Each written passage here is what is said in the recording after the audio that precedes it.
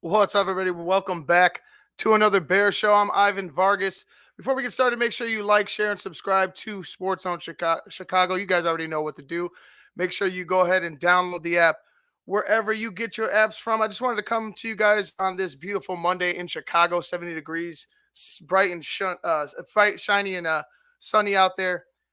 Just to talk a little bit about something we touched on earlier with Sean and on Sean and Maya. Make sure you go check out Sean and Maya in the morning if you can on YouTube. We're talking about the person now. We're talking about Nick Morrow. We talked to one of the Raiders writers for Heavy.com, and we're talking about just kind of the character of who these players are going to be that Ryan Poles is picking up. And when he mentioned that second tier, I feel like a lot of Bears fans, and rightfully so, like I said, I've had my grief. I mean, you guys know me. When you guys see me, either calling the games when I'm doing the barely live, or when I'm just talking about the Bears, you guys know how passionately I feel about them, and you know how passionately I felt about how they've been misrun, and how the organization has kind of just been up in the clouds with who they are, and with what the identity of this franchise is. In walks Ryan Poles, and there's things that are being done. There's moves that are being made that seem to just it seems to just kill the nostalgic fan. Like I don't know whether they're fans in passing, whether they're I'm fans when I'm a fan when I hear about it. You know what I mean? Fair weather fans, or just kind of the nonchalant casual fan. But it just seems to me that everybody's upset at Ryan Poles right now, or at least a little bothered. And I can understand the Larry Ogunjobi, how disappointing that is. But with Khalil Mack, looking at the moves, and the moves that he didn't make, bringing Eddie Goldman back, bringing James Daniels back, letting Khalil, allowing the move for Khalil Mack to be done. Like he orchestrated it, getting that fixed. It seems to me like everybody's just kind of jumping the gun with their judgment of what's going on with Ryan Poles, right? He's got a couple playmakers, guys that aren't big time household names, but he's already told you that. You know what I'm saying? He's already reiterated that time and time again about what the plan is. Second tier guys that are dogs, trying to fight for another contract, trying to fight for respect, trying to fight for their name to be brought up. These contracts, when you look at them, we showed it on Sean and Maya in the morning. I'll show it again right now. With these contracts, these aren't long-term contracts. They're not big contracts. They're not overbearing contracts. They don't drown you. These are contracts to guys who, and I know talk is cheap, but for the most part, when you hear them speak, when you hear other people speak about them, when you watch some of their game film and some of their, and Sean said it perfect. Like if you watch everybody's highlights, everybody's going to the Hall of Fame. But if you watch a little bit more tape of some of these guys, man, the passion that they play with, and I mentioned in particular, for example, Justin Jones, defensive tackle that we've gotten from the Chargers. He was the guy to replace Larry Ogunjobi after Larry Ogunjobi went down. And the amount of energy he brings to the sideline, just watching him in a couple of mic'd ups, watching some of his highlights, just the energy he brings, and then how he speaks about his game and how he speaks about what he wants to do, and how he, for the most part, has carried himself as a professional. I think that's the part where you can't teach, right? That's something that you can't dig out of anybody. You know what I'm saying? We had a guy like that in Eddie Jackson, kind of written off, got picked up in the later rounds, had a chip on his shoulder, played well. But when it came to getting that bag, he kind of faltered. Like he got fat in a sense, right? What Ryan Poles is trying to do is find guys that aren't fat, find guys that have a work ethic, and are going to not only become leaders on this team, but set the example of what they want as football players. And I feel like this is just foundation being laid. Everybody wants to go ahead and be, oh, the Bengals did it. The Bengals could go to the Super Bowl. The Rams. Well, you know what? This team wasn't this team wasn't were up to par to what this coaching staff wants it to be. So it's going to happen. You're going to have to, like I said it before, you're going to have to get used to new faces. You're going to have to get used to a new approach to things.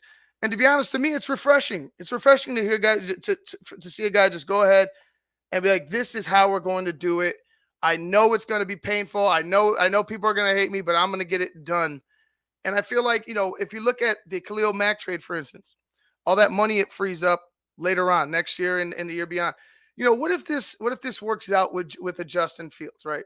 What if this works out? What if you establish a running game, right? You begin because they're already in talks with another offensive lineman.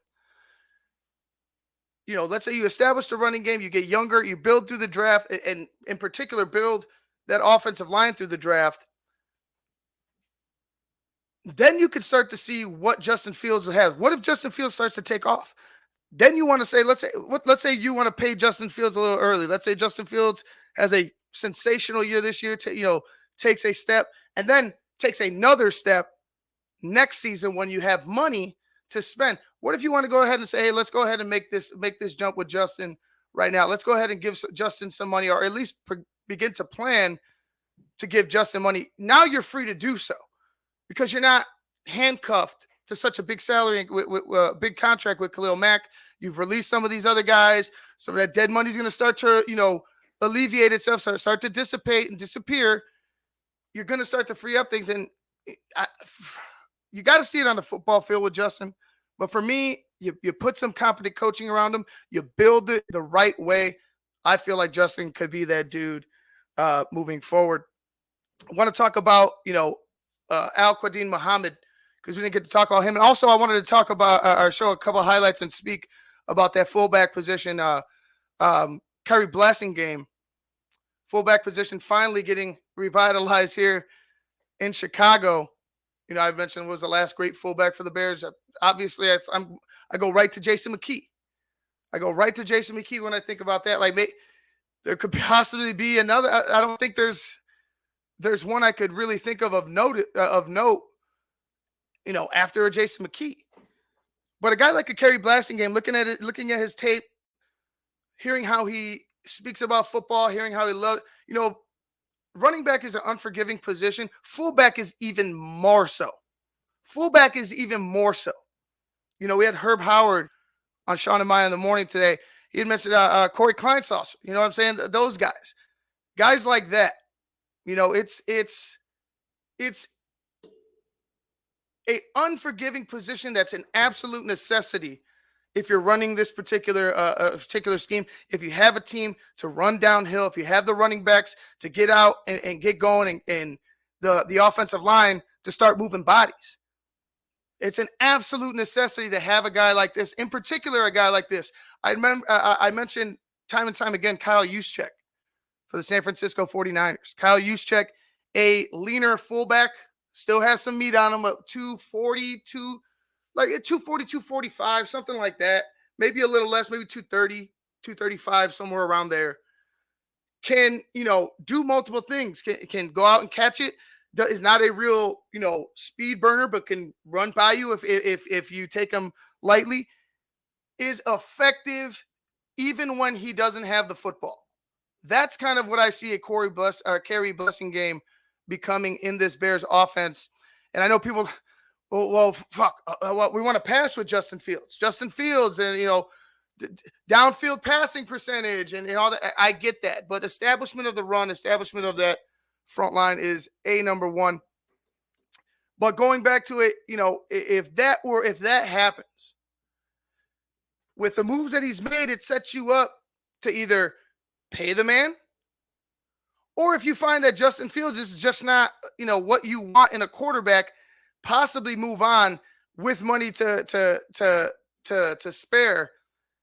I'm looking at it, in a brighter light. I hope it's the former, where Justin lights it up and we get to pay him and he's here for a very long time.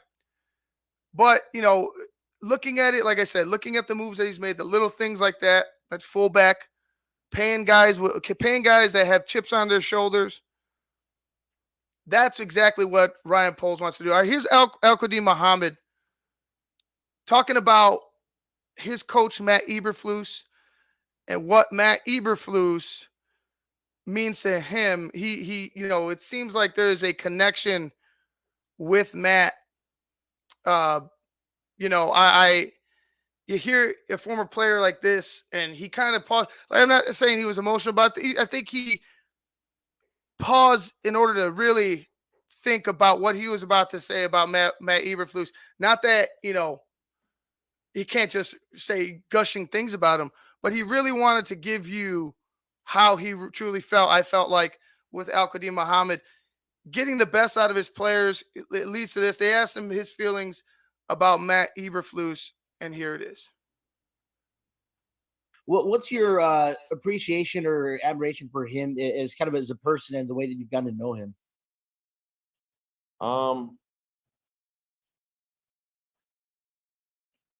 The appreciation I have for Coach Eberflus is the love that he has for the game. He's the same guy every day, hot energy guy. He brings the juice, and nobody wants to win more than Eberflus, and I think a lot of people around here is going to see that, and we all in this business to win a Super Bowl. So he's gonna give you his all, and I mean, who wouldn't want to play for a guy that brings the juice, that wants to win? That's the same guy every day, a great person, very family oriented, and he's all about family. And not only that, he's all about winning, but not only that, he does it in a way where as though, he's teaching you a lot of things along the way that a lot of us as young men will carry with us for the rest of our lives. So it's just an honor to be a part of, this culture, this family, Chicago Bears. And, we looking to do great things here. So.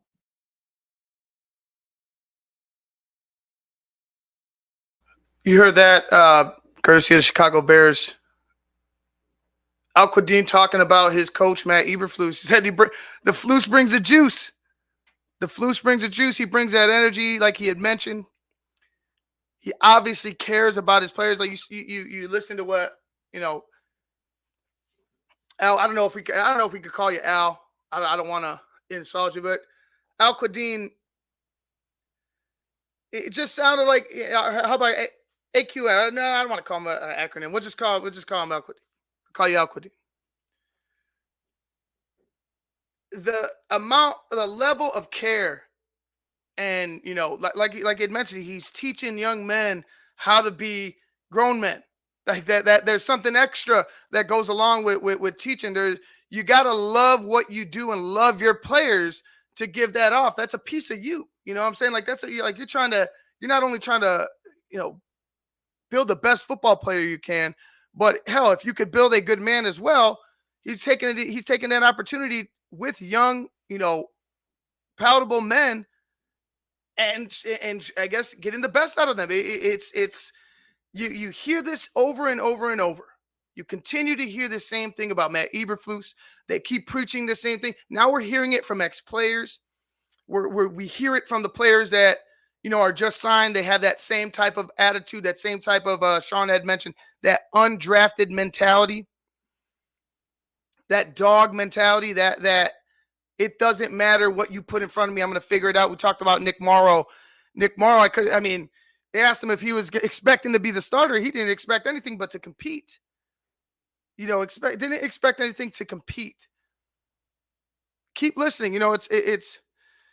It's not a hear what I say or do as I say, not as I do. It's the walking the walk and talking the talk type of approach. We are not going to just BS you. We want these type of players.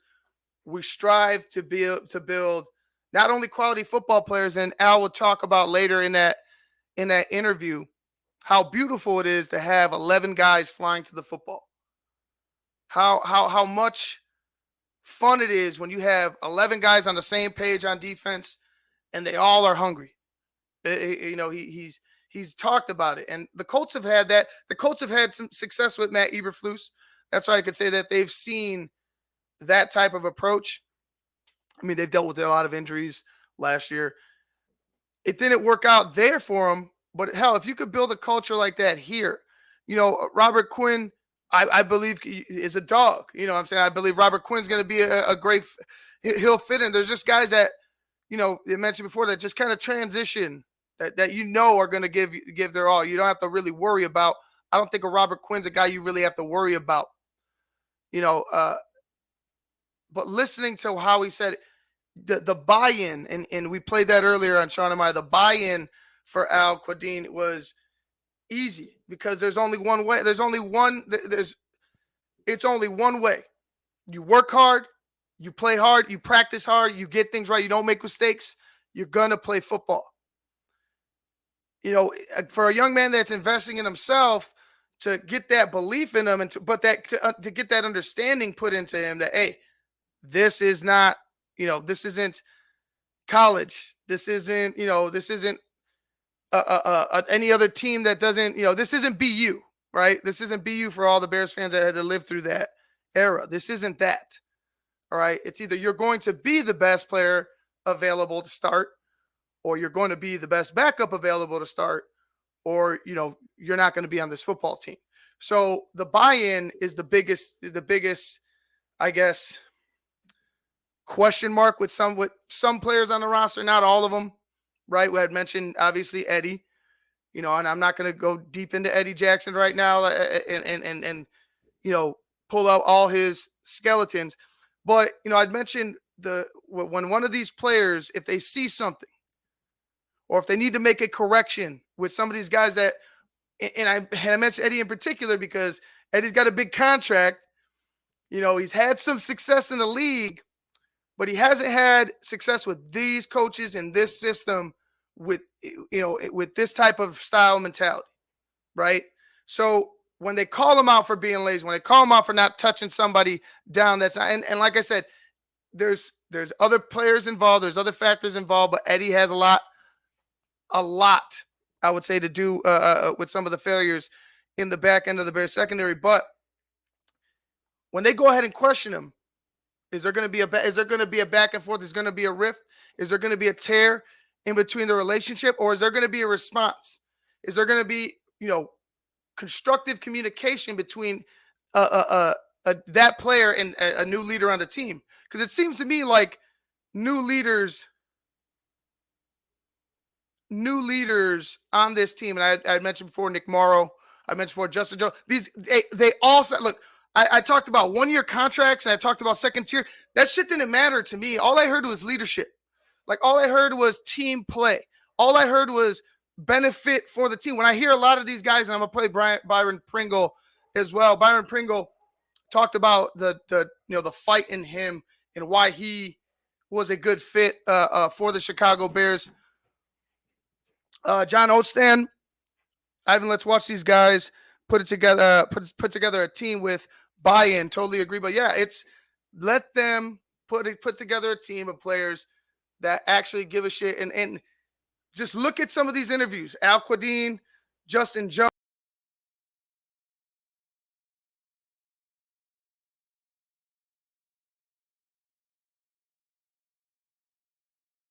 Sorry, I just dropped out right there. I was trying to wipe something off my keyboard and it dropped me. Justin Jones, Al Quadin, Byron Pringle to an extent sounds like he can be somebody who maybe either leads by example or is a vocal leader or just brings that energy to a wide receiver core.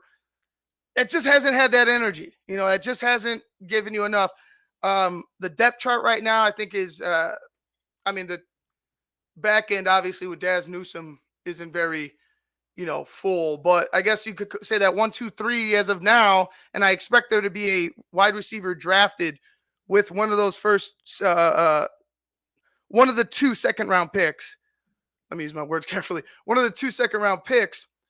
I think you add to that, but I feel like that attitude, the attitude that Darnell Mooney has, like we jump on Darnell for not being the number 1. Darnell needs to make a lot more catches, a lot of drops. But when Darnell does make plays, Darnell fights. Like there's fight in him. Like there's There's no quit in him, and I see a lot of that in a Byron Pringle. Just go look at the tape. There's a lot of that in Byron Pringle. A lot of yak yards. Very elusive. Can be very slippery. He reminds me of it's the same type of play as a Darnell Mooney. So if you could get two guys like that, and if Darnell could take step his game up come next season, especially with holding on to passes, now you have if you want to call it a 2 and 3, or if you want to call it a de facto 1 and 2, because you're going to have a rookie wide receiver, whoever he may be, and then Equinemius St. Brown. I mean, I think that's how you start to build. You know what I'm saying? They haven't bullshitted us yet. They've said that they wanted to build that offensive line. It seems to me that they're gearing up to, get off the bus running. Let's see what happens in the draft. Let's see what happens as far as finding another dog. Christian Watson is a guy that Sean really is high on. I'm high on. I really like Christian Watson. There's other players, Jameson Williams, other players that could fall. Treylon, like, who knows what that top, first of all, the top 15. I don't know what the top 15 is going to do. I mean, there's some that are just pretty much, shoo-ins, but it just seems to me that guys that are going to, especially with the receivers, guys that you think were going to be up there might not be up there. You're going to get a couple guys that fall. So if you do, I feel like the Bears could set themselves up for a good playmaker. Hopefully he's above 6'3" and could go up and get it. And, potentially a cornerback that that I'm sure that they would love to have. I'm not big on the cornerbacks in this draft. Like I said from the jump, I was all offensive linemen.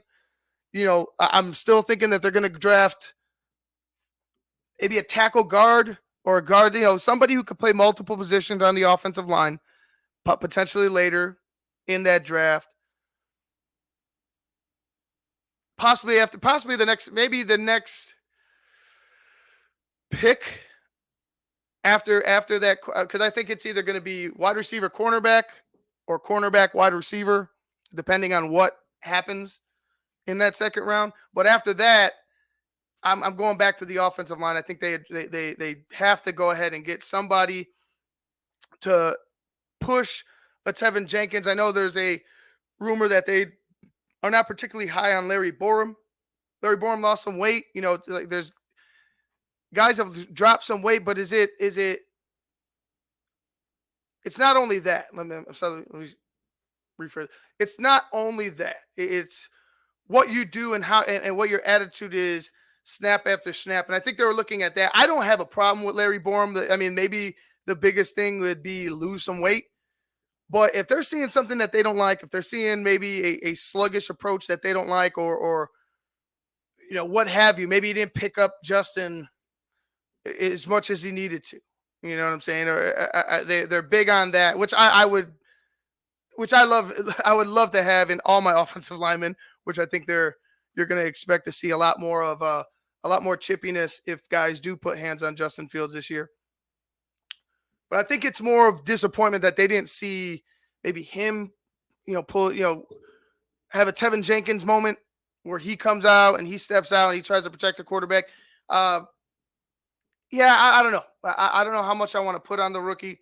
I don't know how much I want to put on it being his talent. I don't think it's his talent. I think they're just particular in who they want, and they're not going to go ahead and steer away from that. We'll come back to bite him in the ass. I don't know. So far, I feel like with the plan that they've laid out, with them saying the body size, you looking at it, you start thinking San Francisco, you think fast, you think running downhill. Let me go ahead and play this Byron Pringle. Byron Pringle, you think attitude, tenacity. Byron Pringle was asked about why he thinks the Bears picked him up, and I'm going to go ahead and let me share this screen real quick.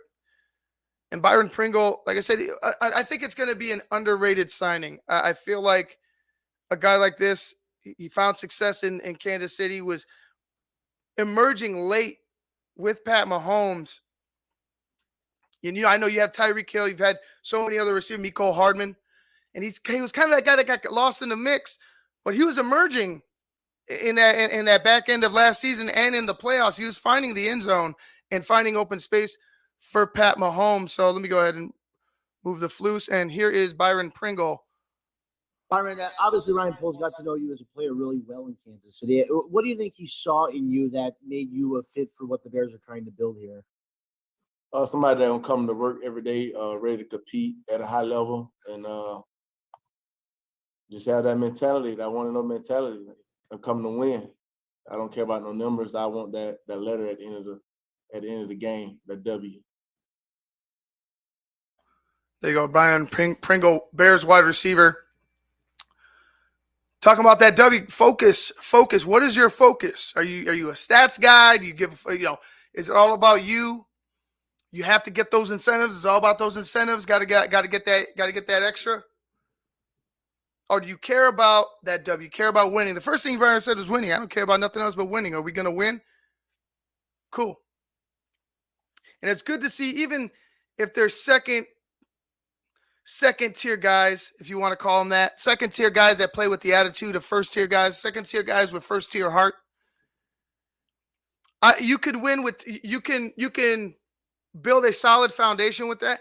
Can you win with just heart? Obviously not, but these guys are talented as well. You know what I'm saying? Like, I know it sounds very mushy, like, oh, you're just talking about, the intangible, like you're talking about things that can't be measured.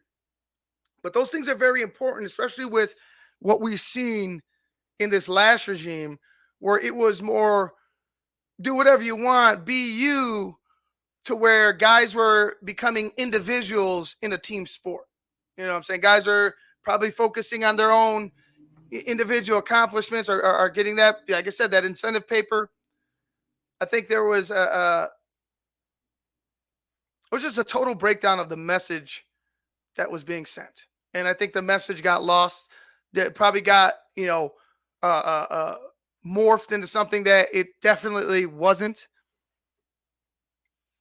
But I think this message, this one about work, this one about commitment, buy-in, and team play, and focus on the final result and winning, that W, that letter that Byron alluded to at the end of the win call, at the end of the game. What are you doing as a team? How are you as an individual player helping us get to that point? How are you helping us get to the W? How are you helping us get that letter? I think Byron Pringle gets it. I want to go ahead and play a Kerry Blasting game because I forgot. I keep trying to play it. It's a big. It's one highlight, just so you guys could see kind of what I'm talking about as far as speed, his pass catching. Where is this? Here we go. So here's a Kerry Blasting. This was Titans against the Chicago Bears, and apparently Kerry Blasting game. I talked to talked to a buddy of mine. You guys seen him on here, Marco Velasquez. He's a big Titans fan. He just said that when you got a guy like Derrick Henry who can make his own holes, you kind of get lost in the mix when you don't need to bring in a fullback, when you could bring in another wide receiver, you know what I'm saying, or a tight end. It just kind of gets lost in the mix when a guy like Derrick Henry, which kind of blows my mind. Well, here's a Kerry Blasting game with a big catch and run against the Chicago Bears. Pressure coming off the edge. That's Blasting game. On 3rd and 13, turn on the wheels. Kari Blasting game from Vanderbilt inside the 10-yard line. There goes a quick one. I'll play it again real quick. You've seen him, the explosiveness as a fullback. You don't really – a lot of fullbacks, nowadays they're starting to get leaner. They're starting to become, that H-back, kind of that hybrid approach where you're not a tight end, you're not a fullback. You're starting to see guys like that become more relevant. Mentioned Kyle Juszczyk for the 49ers. Corey Blasting game is going to be that dude. Like you're starting to be, you're beginning to see the outline of the plan. Maybe not even the outline. I think you're starting to see exactly what they're going to do. I think they told you. I think they went out and they've done for the most part with what they've have. I think they're hitting on majority of their targets. Obviously, Larry Ogunjobi was a big miss. Not anybody's fault. Like the guy, if you're not healthy, I would rather you not be a Pernell McPhee. We mentioned that earlier this week. I'd rather us not waste time, your time, our time and money, and you being one of these fan hate, I don't know, what's the word? I guess punching dolls, a punching bag. You'd be a fan punching bag. Guys wouldn't want to even hear your name because you're sitting there doing nothing for the team. And I don't think that, Larry Ogunjobi deserves that. The Bears fans definitely don't deserve that. So I'm glad that happened. But for the most part, I think that they're addressing the holes on this team exactly the way that they, laid it out for us. Come the draft, like I mentioned before, if we had more picks, I'd feel a little more confident. Getting that second round pick, though, you know you're going to find two players of quality. You could really find two players that could compete for you day one. If you do your due diligence, and the way that I'm hearing it, the way that you're hearing it, the way that I'm telling you, the way that they're telling me, is that from day one, guys are going to compete. So from day one, if guys are competing, then I'm not really too worried about, what the depth chart is right now. I'm not worried what the depth chart is at the beginning of training camp. I'm worried about what's going to happen during. Who are the guys that are going to get that tick? Mentioned it before. Sean had mentioned it earlier today. There's other guys, Thomas Graham, guys that have sat and done nothing on the bench and have been ignored in either, the practice squad or, like I said, the bench. Don't get utilized. Maybe, misevaluated, not taking, not being properly used, or just like outright ignored. I don't think that that's what the Bears are going to allow. I think everyone is going to compete regardless of where you came from, regardless of a drafted or undrafted status. I think everybody on this roster is going to compete because there's only way to get on the football field. There's only one way to get out on the football field, and that's being the best at the spot, being the best on the team at that position that you're going after. Otherwise, get used to either get used to the bench or and don't just get used to the bench. You be ready for your shot. You're only one play away from getting your opportunity. But if you really don't buy into it, like we said, like Jason said, sayonara, bro. Good luck. Good luck. We wish you well. If you could find another team that likes that attitude and accepts that attitude, awesome. I just hope that I hope that Matt Eberflus doesn't lose a soul. I hope he doesn't lose anybody. I hope he actually gains people. I hope he actually gets the best out of Eddie Jackson. You know what I'm saying? And finds the, puts, Larry, not Larry, Justin Jones in the best position to succeed. Figures out that linebacking tandem with Morrow and with Roquan, which I think doesn't really matter because you could just kind of rotate them anyway. Like you said, you're going to be in nickel a lot regardless. And if you do go to three linebackers, I don't really think it matters who the hell is playing the mic. I think they could both play the position. We saw Nick Morrow in Oakland do it, Oakland and in Vegas. Then you see Roquan roam the middle here. I just don't see there being an issue, amongst an issue with competition where it's like, all right, we got to protect this guy. This guy is going to be, there's going to be no politics like the guys at TTNL said, right? There's going to be no politics. There's going to be just performance. And that's going to get you on the football field. And that's pretty much all I have for today, guys. Talking about what we're going to do moving forward. It just seems to me that continue to look at that approach, wide receiver or cornerback with those first two picks. And then after that, maybe look at offensive lineman with your third pick in the draft. Maybe, you find a defensive guy, or maybe there's just enough talent because there's a lot of offensive guys, a lot of offensive linemen here that couldn't be available. Maybe you double up on an offensive lineman. Maybe you find a young linebacker to come in and compete. find a safety. There's, I'm just eager to see what plays out for Ryan Poles. I don't think he's in over his head. Like, I've seen a lot of tweets, a lot of comments, a lot of things. I don't think he's in over his head. I think he's gutting something that needed to be gutted a long time ago. You know what I'm saying?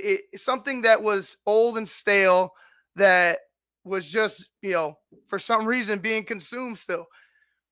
Not saying that it was Khalil Mack's old and stale, but just the mentality of what we're doing as an organization, right? This is what I wouldn't say gutting it to the studs, but this is a half gut. We'll call it a half gut of the Chicago Bears. And they better lose that half gut too, because they want guys lean and they want guys firing off the ball and fast. So we'll see what happens. I like what Ryan Poles is doing, man. I can't say it enough. And then hearing Al-Quadin Muhammad speak about Matt Eberflus, it has to fire you up, knowing that there's guys coming in that, hey man, this guy's a real deal. Like, he brings that line that Al said. The Flus brings the juice. He brings that juice. He gets you motivated. You want to play for this man. That's something we didn't have I guess the last three regimes. The last three regimes, we haven't had a player say that, and I don't care if he's incoming or outcoming. They want to play for this man. You had guys saying that it was pretty much, we didn't quit on Nagy. It was never, yeah, we're playing our hearts out for Nagy, regardless of what anybody said. It was basically like, yeah, we're not quitting on him. We still got money to be made. There's still a contract that I've signed. But with this, it just seems like men want to play for this guy. They respect this guy. The way that Al-Quadin, spoke about him, just his tone, the way, he had nothing but praise for Matt Eberflus. It's got me pumped up, guys. I'm going to get out of here. Make sure you go ahead and check out What's Up Cuz tonight. It's at 6:00. We'll have Charlie Moore, former DePaul and Kansas basketball player, on with the guys, Jason and Lance, at 6:00. If you go ahead and check out Sean and Maya in the morning on YouTube, or on the Sports Zone Chicago Facebook page, check out the replay of this morning's show. It was pretty good. Actually, really good. Final thoughts. Just allow the process. Just let it play out. Let's see what they do on the football field before we start judging. Let's see, what this draft holds for Ryan Poles before we start calling for him to be fired and get the Ryan Pace treatment. All right, guys. Until next time, I'm Ivan Vargas. Make sure you check out the show on Friday. I will be here again at 7:00 Central Time, 8:00 Eastern. Peace.